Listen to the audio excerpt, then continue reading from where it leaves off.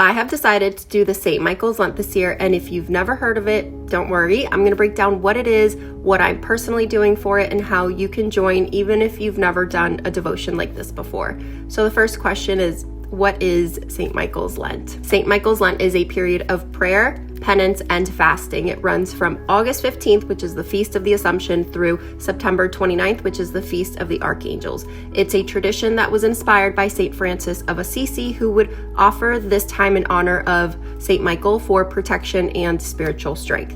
So the second question I've been getting is why I'm doing it. So I've been feeling a pull to step into more of a disciplined, prayerful rhythm, especially as summer winds down and the world gets louder. You know, the Lent that leads up to Easter always leaves me feeling sharp and focused, and then I fall into a little bit more of a relaxed rhythm, which is fine to go through. You go through ebbs and flows, ups and downs, but I like to participate in these other devotions to keep me spiritually sharp and focused, and it really does help with spiritual warfare or anything that you might have going on.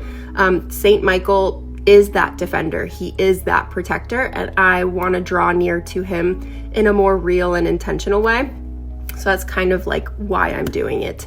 The next thing is what I'm actually doing for the Lent. So daily prayer, non-negotiable. So do the prayer to St. Michael, and you can also do, this is optional, you know, the Litany of St. Michael or the Chaplet of St. Michael. You can also do a daily rosary.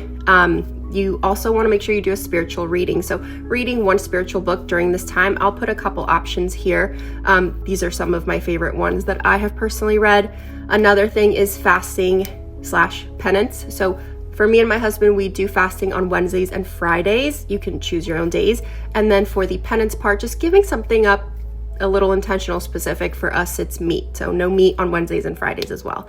And then Mass and adoration. So I'm going to try and make it to one Mass outside of the Sunday Mass, and then also do a weekly adoration visit.